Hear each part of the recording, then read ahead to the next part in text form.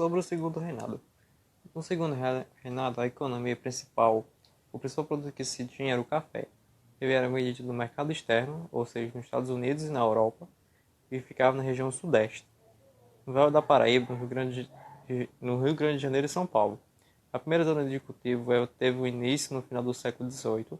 O latifúndio extrativista tradicional, sem inovações técnicas, principal até aproximadamente 1860 a 1870. No oeste paulista teve a segunda zona de cultivo. É o início aproximadamente a partir de 1850, tecnologicamente mais avançado. Introdução do trabalho de imigrantes paralelamente ao escravismo na Terra Roxa. Diferente também das lavouras no Vale da Paraíba, áreas de cultivo do café na Paulista firmaram-se após a proibição do tráfico de africanos escravizados para o Brasil, em 1850. Diante da necessidade de mão de obra, o tráfico interno ganhou um impulso até 1885, quando também foi proibido, por meio da Lei Saraiva contra Egipe, ou Lei da Sexta Genários. Também tinha o tráfico interno de escravizados. As províncias do norte e do nordeste supriam as áreas de café no sudeste. E depois de um tempo, houve o desenvolvimento dos transportes, que é estradas de ferro e portos. Que essa decisão favoreceu o desenvolvimento da manufaturamento interno, além de novas taxas de importação. Uma elevação no preço dos itens importados estimulou a importação de indústrias no Brasil, sobretudo no ramo têxtil, para abastecer o mercado interno. Também houve o desenvolvimento de comunicações, telégrafo e o telefone.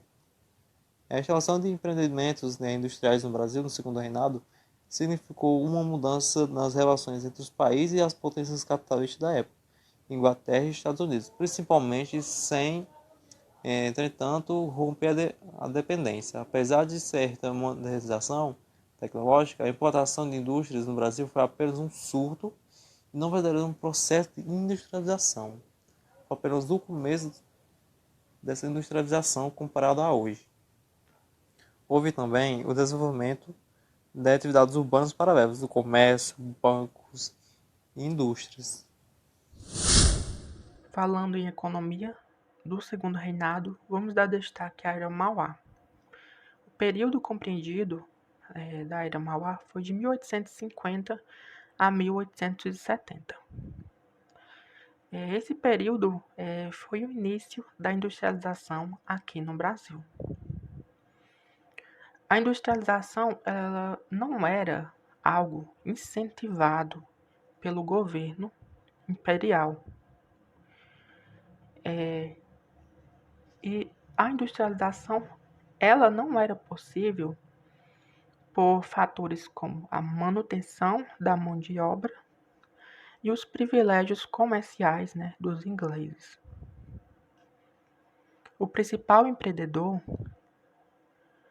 da industrialização aqui no Brasil foi Irineu Evangelista de Souza, Barão do Mauá, e depois conhecido como Visconde de Mauá. Só foi possível o surto de industrialização aqui no Brasil através de algumas implementações do Brasil, do governo brasileiro, para assim então facilitar essa industrialização aqui no país. A tarifa Alves Branco foi um decreto publicado em 1844 que fazia reajuste nas taxas de importação. Como eu falei, o Brasil tinha obstáculos que impediam a industrialização interna. E uma delas era os privilégios comerciais dados a outras nações e principalmente aos ingleses. Após a independência do Brasil, as outras nações e os ingleses pediram as baixas taxas alfandegárias. E isso impedia a industrialização dentro do país, dentro do Brasil. A tarifa Alves Branco é justamente o aumento de tarifas para importação. Isso fez com que o Estado tivesse um aumento de arrecadações e um estímulo involuntário para a industrialização nacional. Outro ponto que potencializou a industrialização no Brasil foi o fim do tráfico negreiro. Em 1850, o Brasil se encontrava pressionado pelos ingleses. Essas pressões eram dadas pela questão da promoção da abolição. Através dessas pressões, o Brasil teve que decretar a Lei Eusébio de Queiroz, que proibia o tráfico negreiro. Só que o Brasil ele tinha altos investimentos nesse setor de tráfico de escravos. E com a proibição, desses tráficos, fez com que o Brasil tivesse a liberação de capitais e investisse em outros setores. Um deles, a indústria. Um outro ponto muito importante que a gente deve falar também foi o café. O café também contribuiu para a industrialização no país. Por fim, os motivos do fracasso da industrialização no Brasil. Embora a gente tenha falado sobre o início da industrialização no Brasil, isso foi só um surto. Teve seus avanços, mas foi só um surto. O fracasso foi proporcionado pela falta de apoio do governo. O governo ele não se interessava muito nesse setor. O seu interesse era a elite agrária. Outro ponto foi a sabotagem dos latifundiários. Em 1860, eles pressionaram o governo para reduzir aquelas taxas e fez com que desse espaço aos ingleses aqui no mercado interno e fazendo assim com que impedisse o desenvolvimento da industrialização no Brasil. A chegada dos imigrantes, a difícil conjuntura europeia daquele período colaborou para a vinda de imigrantes para o Brasil. Tanto a crise econômica quanto os efeitos do pós-guerra obrigou os camponeses de várias regiões da Europa a sair em busca de melhores condições de vida em outros continentes. Itália e Alemanha estavam passando por dificuldades com as guerras de unificação nacional. Foram desses países que tiveram grandes exportadores de mão de obra para o Brasil. Vieram grandes números de imigrantes que encaminharam-se para as províncias de São Paulo, Santa Catarina, Rio Grande do Sul e Paraná. O que teve grande incentivo à imigração foi o sistema de parceria. Tinha o objetivo de pagar o transporte dos trabalhadores e das suas famílias para que elas possam chegar até as fazendas. Eles foram sustentados no começo da permanência à propriedade. Os imigrantes iriam trabalhar no cultivo do café e em outras coisas essenciais para seu sustento. Mas esse sistema de parceria não trouxe algo tão positivo, pois esses imigrantes, ou seja, esses trabalhadores, eles só ficavam com um terço do que foi ganho. O resto dos ganhos eram para os fazendeiros, ou seja, os donos das terras. Nas dívidas iniciais eram cobrados impostos de até 12% ao mês. Além disso, os trabalhadores eram maltratados pelos donos de terras, habituando-os ao sistema escravista. O que esses trabalhadores recebiam pelo cultivo do café era muito pouco. Teve algumas fazendas que sofreram revolta dos colonos, pois eles queriam melhores condições de trabalho, aumento no que eles recebiam e quitação de suas dívidas. Aconteceu um conflito que foi a revolta dos parceiros. Os colonos incumbiram o suíço Thomas de Vries. Ele era mestre-escola da fazenda. Incumbiram de apresentar uma lista de reclamações ao dono da terra. Vries foi demitido durante as negociações e teve que voltar para a Suíça. Lá ele escreveu um livro que falava sobre a condição de trabalho dos trabalhadores e também acusou os fazendeiros de tratar os colonos como escravos. Essas revoltas tiveram como resultado, para a Suíça e para a Prússia, a proibição de imigrantes trabalhadores para o Brasil. Enquanto isso, no Brasil, a campanha abolicionista avançava, daí teve e investiu no trabalho estrangeiro. O governo imperial substituiu a iniciativa privada pela estatal e equilibrou a relação entre fazendeiro e trabalhadores. Política, sociedade, política interna, duas correntes políticas liberais, profissionais liberais urbanos, latifundiários ligados à produção para o mercado interno, áreas mais novas, conservadores, grandes comerciantes, latifundiários ligados ao mercado externo, burocracia estatal, parlamentarismo às avessas, poder legislativo subordinado ao executivo, imperador peça central nas decisões, revolução praieira, caos, concentração fundiária e crise econômica, líderes Pedro Ivo e Abreu Lima, jornal Diário Novo, Rua da Praia, Manifesto do Mundo, Voto Universal, Liberdade de Imprensa, Abolição da Escravidão, Proclamação da República,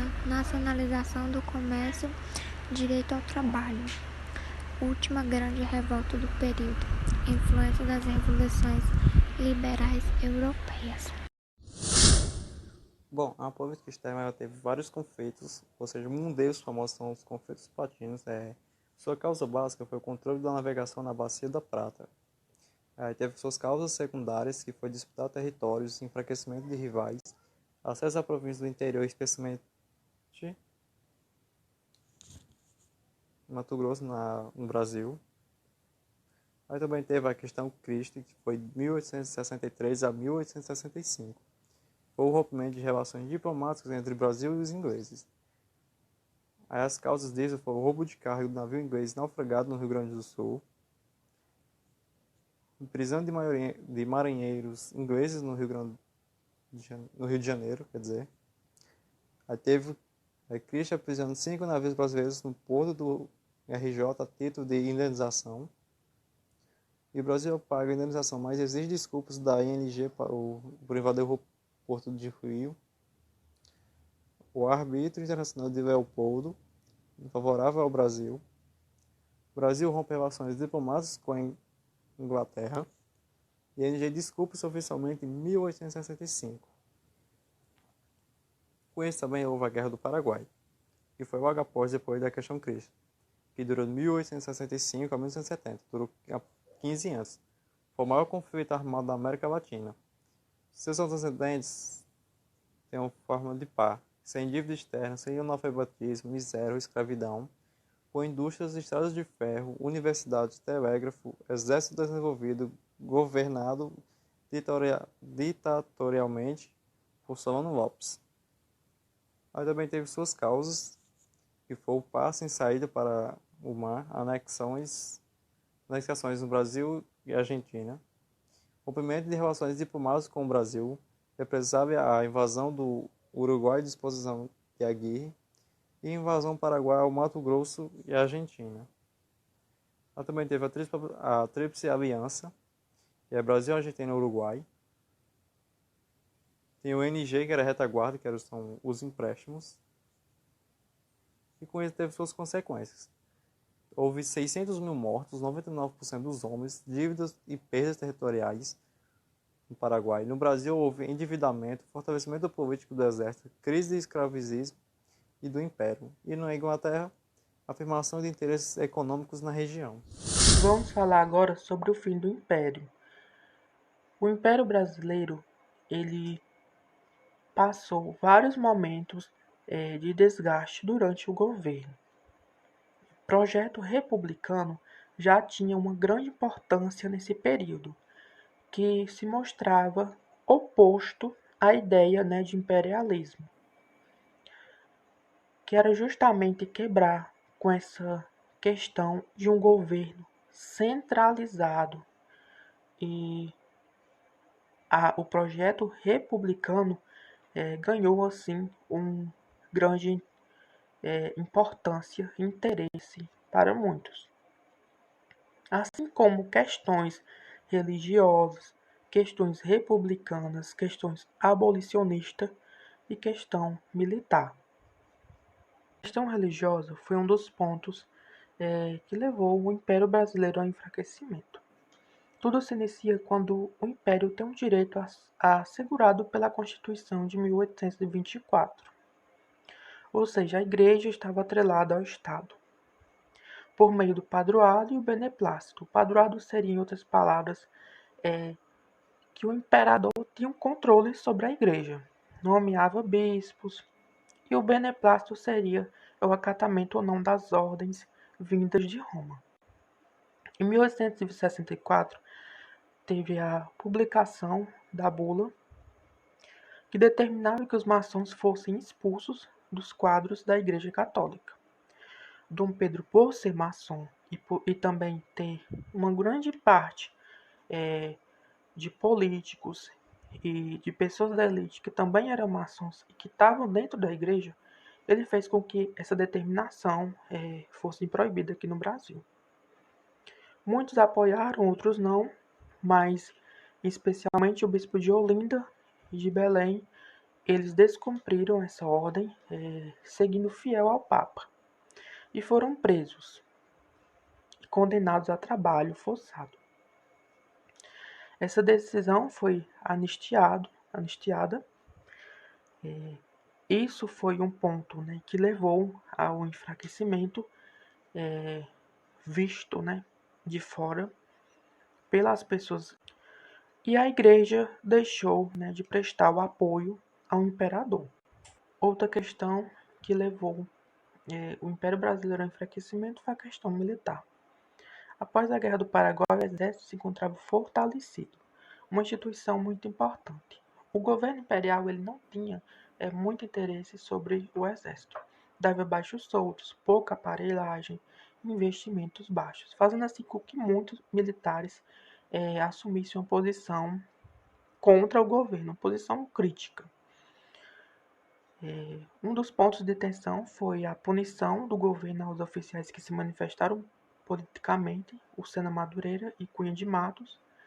Sena Madureira teve uma vez que se apresentou na imprensa contra o sistema de aposentadoria militar e foi punido. E teve outras diversas punições. Dentro dessas punições se tinha um inquietamento dos militares. A penetração de ideias abolicionistas e republicanas positivistas nos quadros do exército associava o império ao atraso institucional e tecnológico. Como falei, muitos dos militares adotaram uma posição crítica ao governo imperial e adotavam essas ideias abolicionistas e positivistas. A questão republicana também foi um dos pontos que levaram o Império Brasileiro ao enfraquecimento. Em 1870, houve a publicação do Manifesto Republicano, que foi publicado por integrantes dissidentes do Partido Liberal. Logo após isso, houve a criação do Partido Republicano e, em seguida, a criação do Partido Republicano Paulista. O descompasso entre o poder econômico dos cafeicultores do Oeste paulista e sua pequena participação política, vamos juntar também com pontos de maior autonomia estadual.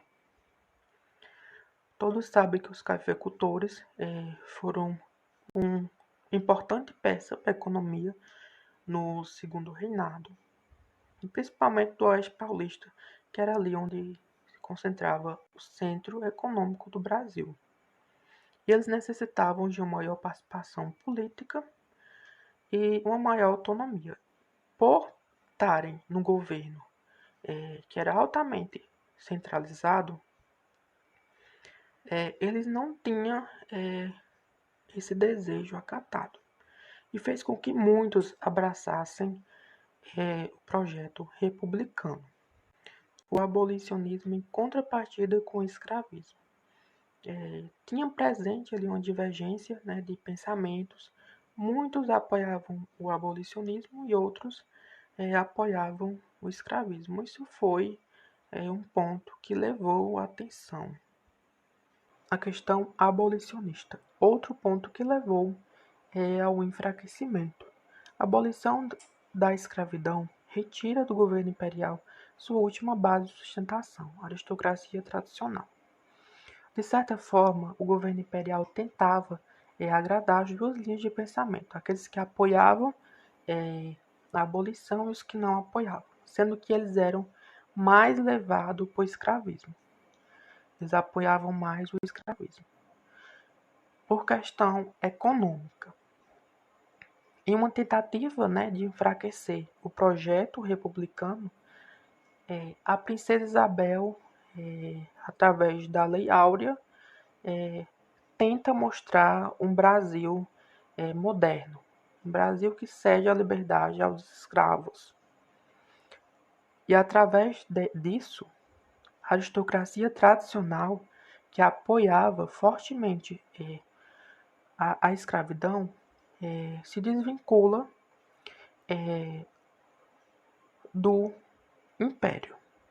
E também fazendeiros que após a Lei Áurea viram que tinha que libertar seus escravos e com isso não receberia uma indenização. Isso fez com que muitos abandonassem, deixassem de apoiar o governo imperial e abraçassem o projeto republicano. O império é atacado por diversos setores, sendo associado ao atraso e à decadência. A proclamação da República. No final do século XIX, parte da elite estava descontente com o reinado de Dom Pedro II, pois os militares estavam descontentes desde a Guerra do Paraguai, pois eles queriam aumento no salário e mais participação no governo. Os cafeicultores também estavam descontentes desde a promulgação que abolia a escravidão. O que os tornou mais descontentes foi a falta de indenização. Em 1888, com a abolição da escravatura no Brasil, os ex-proprietários de escravos se voltaram contra Dom Pedro II, pois esse fato tinha acarretado o aumento dos custos da produção cafeeira. No dia 15 de novembro de 1889, um grupo de militares, os quais se destacavam Benjamin Constant, prepararam um levante militar. Para liderá-los, escolheram Marechal Deodoro da Fonseca, que era o principal chefe do exército brasileiro. Porém, como Deodoro era amigo do imperador, eles disseram que iriam derrubar o gabinete do Visconde de Ouro Preto. As tropas se reuniram no centro do Rio de Janeiro, e Marechal Deodoro estava doente na ocasião. Derrubaram o gabinete do Visconde de Ouro Preto. Mais tarde, quando Deodoro volta para casa, vários políticos insistem para que ele assine um documento declarando a extinção da monarquia, pois eles diziam que o imperador iria nomear o político Silveira Martins no lugar do Visconde de Ouro Preto. Como Silveira Martins era um antigo inimigo do Marechal, ele assina a moção da República e passa a ser o chefe do governo provisório. Ou seja, a proclamação da República representou o fim do Brasil Império, que durou cerca de 70 anos. Dom Pedro II e sua família foram banidos do Brasil e embarcaram rumo à Europa no dia 17 de novembro. Crise do escravismo. A gente colocou esse ponto por ele ter sido importante e por ele ter acontecido a abolição no segundo reinado. Oposição inglesa. O Bill Aberdeen foi uma lei inglesa aprovada em 1845.